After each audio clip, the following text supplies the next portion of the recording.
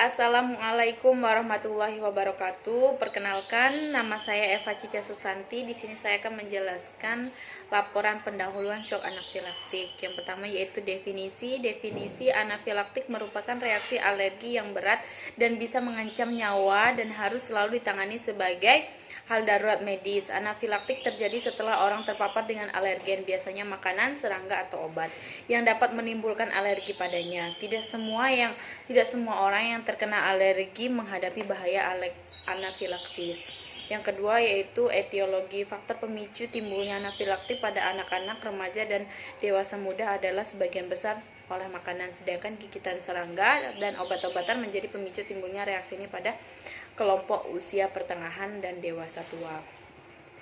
Selanjutnya itu anatomi dan fisiologi. Itu anatomi shock anafilaktik tertera pada gambar. Lalu fisiologi shock anafilaktik. Shock anafilaktik atau anafilaksis adalah shock yang disebabkan oleh reaksi alergi yang berat. Reaksi ini akan mengakibatkan penurunan tekanan darah secara drastis sehingga aliran darah ke seluruh jaringan tubuh terganggu. Akibatnya muncul gejala berupa sulit bernapas, bahkan penurunan kesadaran. Shock anafilaktik terjadi ketika pembuluh darah di hampir seluruh tubuh melebar sehingga menyebabkan tekanan darah rendah sampai sedikitnya 30% di bawah tekanan darah normal. Selanjutnya yaitu patofisiologi dan patoflow. Patofisiologi, bila suatu alergen spesifik disuntikan langsung ke dalam sirkulasi darah, maka alergi dapat bereaksi pada tempat yang luas di seluruh tubuh dengan adanya basofil dalam darah dan sel SMART yang segera berlokasi di luar pembuluh darah kecil. Jika terjadi disensitisasi oleh pelekat regain IgE menyebabkan terjadinya anafilaksis. Untuk patoflow-nya yaitu didapatkan alergen terpapar pada sel plasma, lalu pembentukan IgE spesifik terhadap alergen, lalu menjadi reaksi antibodi dan lepasnya mediator kimia dan terjadinya shock anafilaktik. Dan dari shock anafilaktik ini di dalam patoflow tertera adanya ketidakefektifan jalan napas, penurunan jaringan perfusi perifer, dan kekurangan volume cairan dan penurunan curah jantung. Untuk lebih lengkapnya lagi bisa dilihat dalam file saja. Untuk shock anafilaktik yang ketidakefektifan jalan nafas yaitu permeabilitas mukus pada jalan nafas dan spasme bronkus, gangguan jalan nafas dan penyempitan jalan nafas, terjadinya ketidakefektifan jalan nafas. Untuk yang ini permeabilitas vaskuler, pemindahan cairan dari intravaskuler ke interstisial, dan penurunan tekanan perfusi jaringan dan jaringan, kekurangan suplai darah, ambral dingin, lalu terjadinya penurunan jaringan perfusi perifer. Dari pemindahan cairan dari intravaskuler ke interstisial itu terjadi penurunan cairan intravaskuler, lalu dari penurunan itu terjadi penurunan aliran darah balik, lalu penurunan tekanan darah, lalu terjadinya kekurangan volume cairan.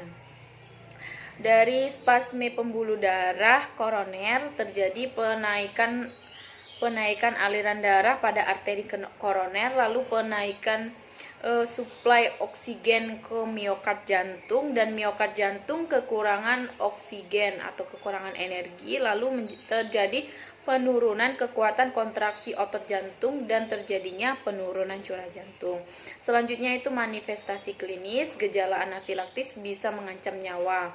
Yang pertama yaitu pernapasan sulit atau berbunyi, lidah membengkak, tenggorokan membengkak dan menyempit, sulit berbicara, suara sesak dan apnea, mengi dan batuk terus, pusing terus dan pingsan, pucat dan lungai.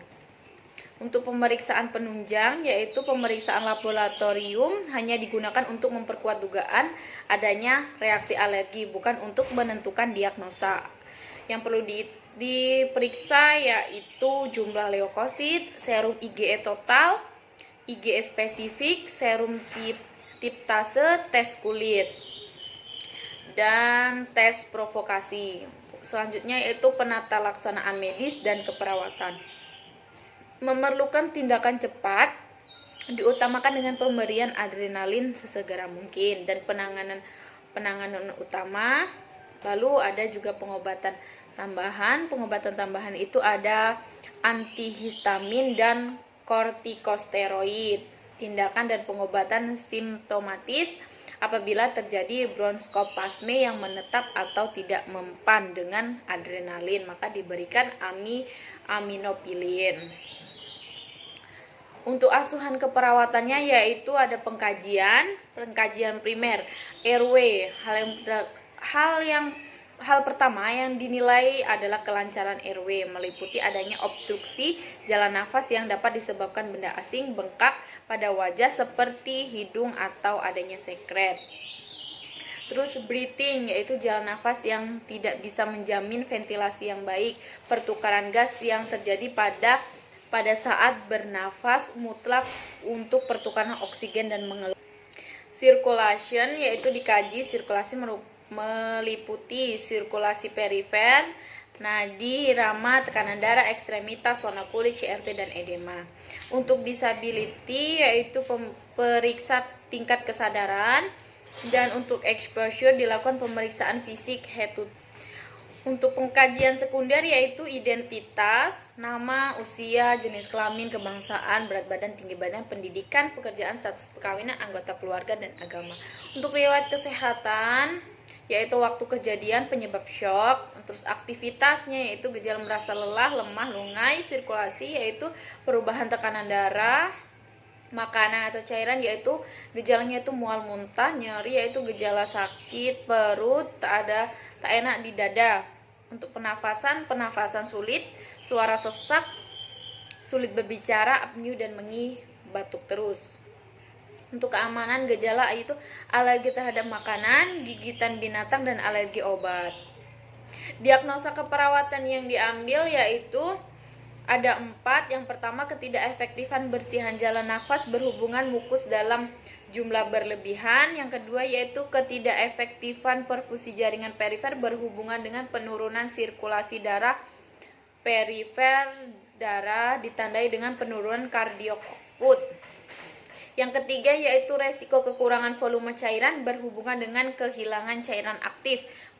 Yang keempat yaitu penurunan curah jantung berhubungan dengan perubahan irama.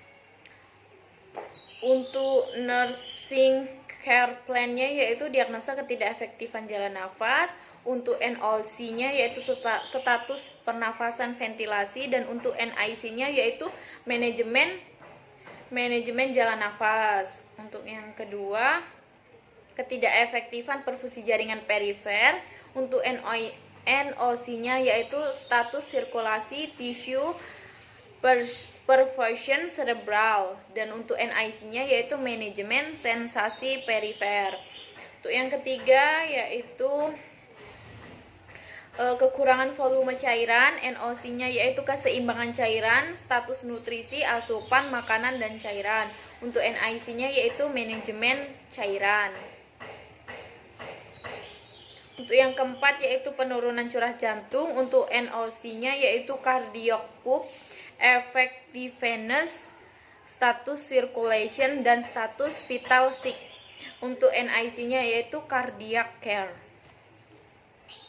Baik, selanjutnya saya akan menjelaskan asuhan keperawatan pada ANL dengan diagnosa shock anafilaktik di ruang instalasi gawat darurat.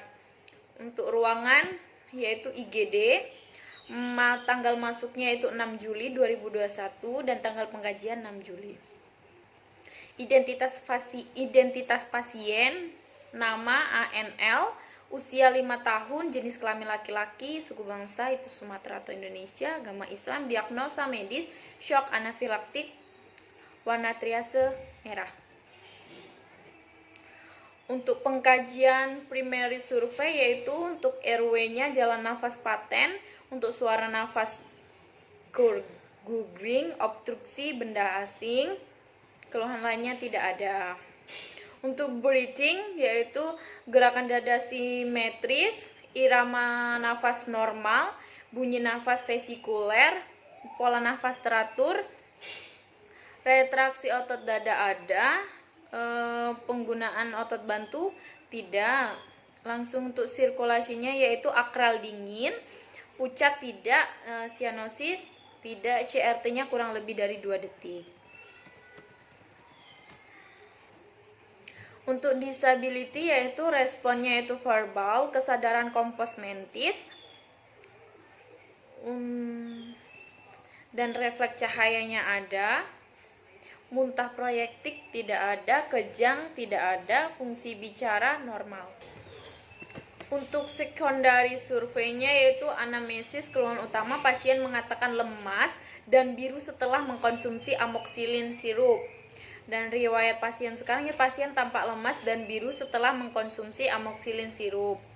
Pasien tampak lemas dan sianosis, tekanan darah 60/100 mmHg dan frekuensi nadi 140 kali per menit, palpasi teraba lemah, frekuensi napas 30 kali per menit, pada jantung dan paru tidak ditemukan kelainan, akral dingin dan perfusi perifer. Riwayat penyakit dahulu, pasien mempunyai riwayat alergi obat antibiotik. Riwayat keluarga tidak ada. Untuk riwayat alergi makanan obat-obatan yaitu obat antibiotik amoxicillin. Pemeriksaan fisik, keadaan umum baik, tanda vital yaitu tekanan darah 60/100 mmHg, suhu 36 derajat Celcius, respiratory rate 30 kali per menit, dan nadi 90 kali per menit. Untuk pemeriksaan head to toe pada pasien semuanya baik. Karena untuk head to toe pada pasien semua pemeriksaannya baik, lanjut ke pengkajian psikososial, sosial budaya, dan spiritual. Untuk psikososial, perasaan pasien tampak gelisah, ibu pasien akan memberikan hal-hal yang positif kepada anaknya jika anaknya merasa kegelisahan.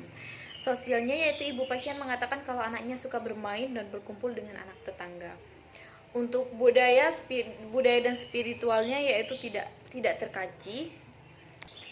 Untuk kebutuhan edukasinya yaitu tidak terdapat hambatan apapun.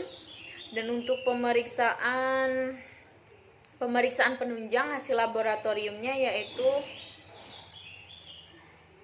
tidak ada hasil EKG, hasil rekaman EKG dan interpretasinya itu EKG terdapat gelombang T terbalik iskemia. Langsung ke format analisa data yaitu untuk data simptom. DS-nya yaitu keluarga pasien mengatakan pasien tampak lemas dan biru setelah mengkonsumsi amoxicillin sirup. DO-nya pasien tampak lemah, sesak, sputum tidak keluar, adanya grumbling, laju pernapasan cepat, sianosis, nadi teraba lemah, akral dingin, dan tekanan darah 60/100 mmHg, nadi 90 kali per menit, RR 30 kali per menit, CRT kurang lebih dari 2 detik. Dan terjadilah masalah atau problemnya yaitu ketidakefektifan jalan nafas. Yang kedua yaitu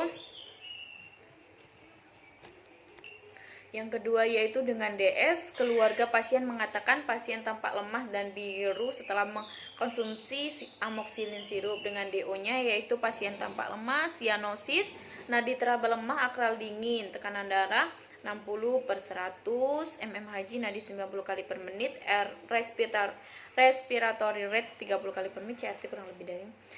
Terdapat simptom yaitu ketidakefektifan perfusi jaringan perifer. Dan untuk yang ketiga yaitu DS-nya yaitu keluarga pasien mengatakan pasien tampak lemas. Sama untuk DS-nya yaitu dengan DO tanpa lemas, sianosis, nadi teraba lemah, dan akral dingin, hipotensi dengan masalah atau simptom penurunan curah jantung. Untuk prioritas masalah keperawatan yaitu yang pertama ketidakefektifan bersihan jalan napas, yang kedua yaitu ketidakefektifan perfusi jaringan perifer, dan yang ketiga yaitu penurunan curah jantung. Untuk diagnosa keperawatannya yang pertama yaitu ketidakefektifan bersihan jalan napas ditandai dengan DS-nya itu keluarga pasien mengatakan pasien tampak lemah dan biru setelah mengonsumsi amoxicillin. DO-nya pasien tampak lemah, sesak, adanya gurgling, sputum tidak keluar, laju pernapasan cepat, sianosis, nadi teraba lemah, akral dingin. Dengan tekanan darah 60/100 mmHg, nadi 90 kali per menit, respiratory 30 kali per menit, dan CRT kurang lebih dari 2 detik. Yang kedua, ketidakefektifan perfusi jaringan ditandai dengan DS. Keluarga pasien mengatakan pasien tampak lemah dan biru setelah mengkonsumsi amoxicillin sirup. Yang ketiga, penurunan curah jantung ditandai dengan keluarga pasien mengatakan pasien tampak lemah dan biru setelah mengkonsumsi amoxicillin. Selanjutnya yaitu untuk format nursing care plan itu tertera di file. Selanjutnya untuk hasil kegiatan dan pembahasan, menganalisa dengan cara membandingkan antara hasil observasi implementasi yang dilakukan oleh perawat terhadap pasien di IGD Rumah Sakit RSUD Siti Fatimah dan disesuaikan dengan kebutuhan pasien dengan teori dan jurnal terkait. Mungkin hanya itu saja penjelasan laporan pendahuluan dan laporan kasus mengenai shock anafilaktik dari saya, dan kurang lebihnya saya mohon maaf. Bila ada kekurangan kata-kata, saya akhiri. Wassalamualaikum warahmatullahi wabarakatuh.